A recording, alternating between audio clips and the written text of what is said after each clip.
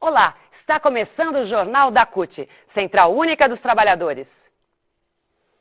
O seminário sobre reforma tributária, promovido pela CUT em Brasília nesta semana, reuniu sindicalistas, membros do governo e representantes internacionais. Nossa equipe acompanhou de perto e conversou com os participantes. Você sabia que trabalhadores que ganham até 2 salários mínimos pagam 48% de impostos, enquanto aqueles que ganham até 30 salários mínimos pagam apenas 26%? Quer dizer, tem alguma coisa errada nessas contas, né? E é por isso que a reforma tributária é um tema tão importante a ser debatido. E como foi debatido aqui no seminário realizado em Brasília. Primeiro, o excelente nível do seminário promovido pela CUT. E a se destacar, o que eu falei durante a palestra, inclusive, o fato de que pela primeira vez os trabalhadores têm uma proposta, ou estão buscando fazer uma proposta que concorra com a proposta do mercado financeiro e com a proposta dos empresários, né? Até então, os trabalhadores têm sido absolutamente ignorados na discussão sobre a reforma tributária. Para Arthur Henrique, presidente nacional da CUT, o seminário foi muito produtivo e permitiu definir com mais clareza os objetivos de uma reforma tributária.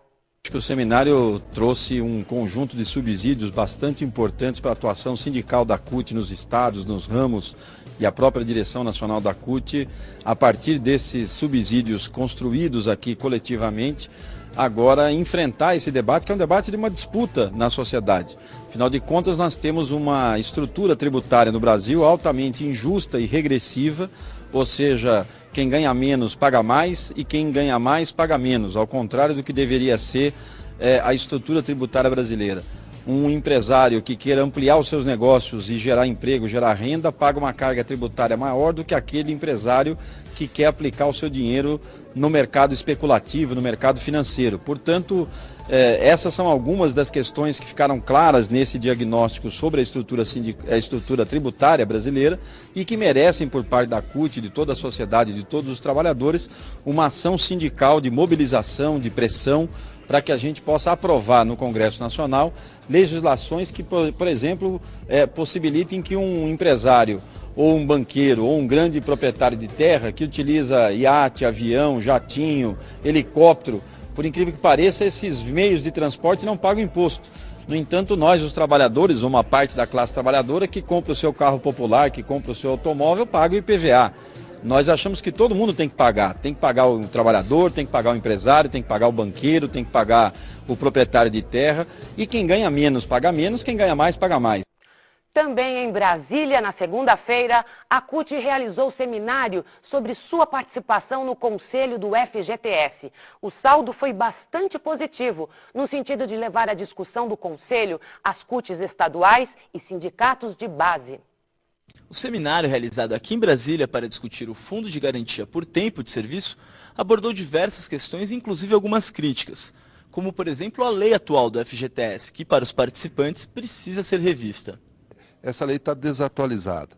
A remuneração dos trabalhadores ela é insuficiente hoje, né? Ela era prevista no momento de inflação alta, então, portanto, em que a remuneração fixa muitas vezes não era tão importante. Hoje, só para você ter uma ideia, a inflação foi aproximadamente 6% e a remuneração das contas do FGTS foi de 4%. Cada vez mais está ficando provado da necessidade de melhorar a remuneração da conta do indivíduo, da conta do trabalhador em relação ao Fundo de Garantia. Então, portanto, essa é uma necessidade que depende, evidentemente, da alteração da legislação.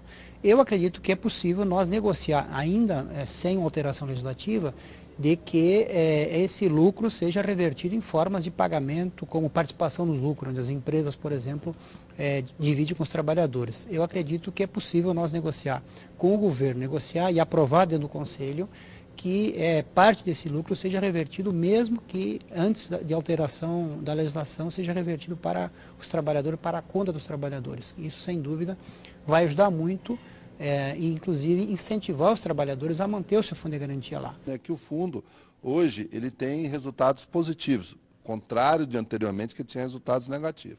Então, nós podemos utilizar, além de atualizar esses valores, não vejo problemas e poderemos ter distribuição dos resultados que o fundo tem. Assim como qualquer empresa ou qualquer banco tem um resultado positivo das suas aplicações do ano anterior, possa ser distribuído entre os cotistas do fundo. O palestrante Alexandre Ferraz, do DIEESE, também foi enfático em apontar a necessidade de uma reforma nas diretrizes do FGTS. Para ele, o fundo pode trazer mais benefícios para os trabalhadores.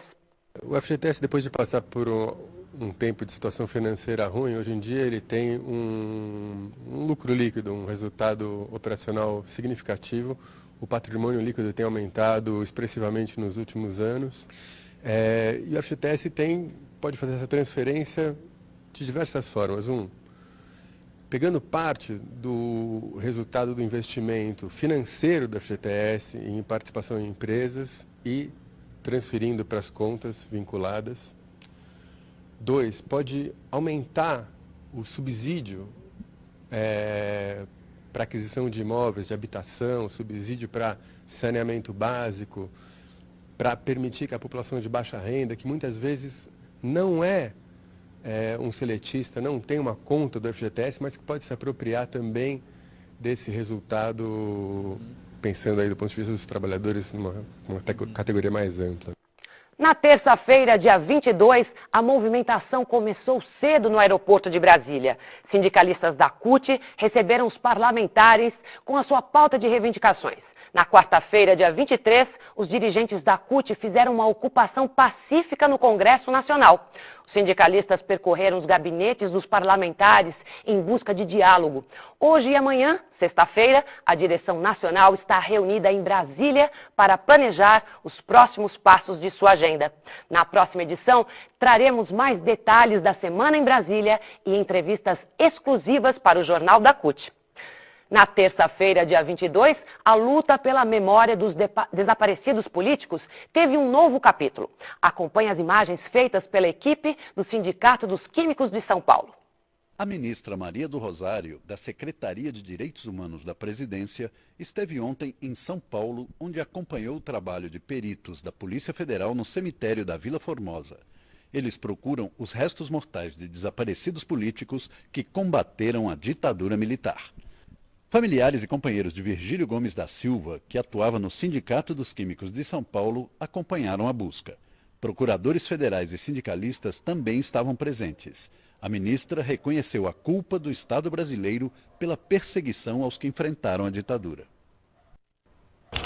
A busca, a localização dos mortos e desaparecidos já é uma tarefa assumida desde 1995 pelo Estado brasileiro. Isso não se fez até os dias de hoje.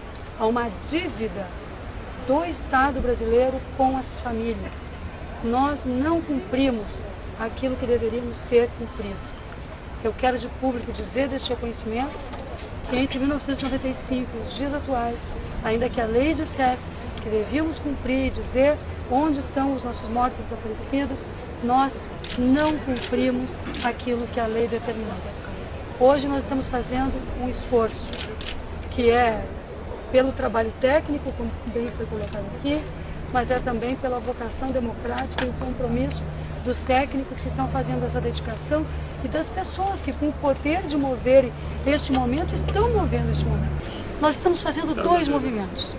Com a Lei 9.140 de 1995, o Estado brasileiro já tem a responsabilidade de buscar, de localizar os corpos dos mortos e desaparecidos e reconhecer a responsabilidade do Estado com essas mortes. Esse reconhecimento já foi feito, está publicado, as famílias conhecem isso. Mas a localização dos mortos e desaparecidos no Brasil ainda não o fez na sua maioria. Portanto, este trabalho, ele se dá pela Comissão de Mortos e Desaparecidos, cujo presidente Marco Antônio Barbosa acompanha cada uma das iniciativas, em conjunto com o Ministério Público Federal, mobilizando cada um dos entes federados numa grande e importante parceria pela democracia brasileira. Precisamente por existirem órgãos públicos, e ainda pessoas da vida política que trabalharam e que têm comprometimento com essa situação, eles obstaculizam, Existem gente de muito boa vontade, que nem a ministra, que nem o doutor Marlon, que nem o Ministério Público, a doutora Eugênia, porém, uma andorinha não faz o verão. Então a gente tem que estar unido, tem que ter mais vozes juntas, né, para poder vencer essa oposição que existe. É latente a oposição, a força tão grande que existe em negar, em esquecer, em pôr uma pedra em cima do passado. Não, o passado não pode ter uma pedra em cima. Após uma semana de paralisação, os trabalhadores das usinas de Jirau e Santo Antônio receberam na terça-feira a visita de dirigentes da CUT. A central tem feito reuniões com o Ministério do Trabalho e com representantes da Camargo Corrêa, responsável pela obra. Ao todo, são 38 mil empregados nas duas usinas. Wagner Freitas pela CUT e Luizinho Queiroz pela Conticom estão acompanhando as negociações por melhores condições de trabalho junto com a CUT estadual de Rondônia. A CUT nacional se reuniu ontem com o ministro-chefe da Secretaria-Geral da Presidência, Gilberto Carvalho, e obteve um compromisso. Na próxima terça-feira, 29, haverá uma reunião com o governo federal, a CUT e associações empresariais do setor de construção civil. A intenção é fechar um pacto nacional que garanta condições dignas de trabalho e remuneração para trabalhadores contratados em obras do PAC e outras financiadas com dinheiro público, como Minha Casa Minha Vida e as obras para a Copa de 2014. Os índices de violência contra a mulher no estado de São Paulo continuam preocupantes. Quem comenta é a secretária de Mulheres da CNTSS, Célia Regina Costa. Há uma diminuição de homicídios no estado de São Paulo, mas com aumento de homicídio em mulheres com armas brancas. Isso significa ser a violência doméstica. Ela vem aumentando, né, ao invés de diminuir. E isso tudo tem um porquê, tem a ver com as políticas que o governo do estado de São Paulo, nesses últimos anos, não tem aplicado. Por exemplo, nós não temos casas-abrigos, nós não temos delegacia de mulheres que ficam abertas finais de semana e à noite, nós não temos nenhuma retaguarda para essa mulher que vai na delegacia dizer que está sendo ameaçada. Nós temos visto isso no Brasil inteiro, mas em São Paulo, inclusive, que foi o primeiro lugar que teve a primeira delegacia de mulheres, né, elegeu a primeira delegada de mulheres para o parlamento, a gente vem notando, quer dizer, nós, né, o movimento sindical, o movimento de mulheres aqui no estado de São Paulo, estamos cada vez percebendo mais, né, que há uma política, quer dizer, não há uma política, há uma diminuição total de uma política voltada para a defesa das mulheres aqui no estado de São Paulo. A CUT apoia todas as ações que visem eliminar a violência contra as mulheres, em qualquer situação. Os servidores públicos federais, através da Condicef, promoveu intensa atividade junto aos parlamentares de Brasília esta semana.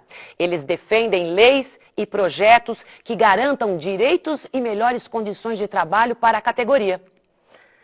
Trabalhadores e trabalhadoras da Wetzel de Joinville e Santa Catarina encerraram sua greve no último sábado, dia 19. Eles garantiram o pagamento da PLR, manutenção dos empregos e melhorias no local de trabalho. O Sindicato dos Metalúrgicos de Joinville, da CUT, mediou a decisão. A Universidade Federal do Rio de Janeiro concluiu pesquisa que comprova os benefícios do aumento do salário mínimo sobre aposentados e idosos. O estudo comparou dados de 2002 com 2008 e também com idosos da África do Sul. A melhora da qualidade de vida é evidente quando o salário tem ganho real sobre a inflação. E o Jornal da CUT fica por aqui. Até a nossa próxima edição.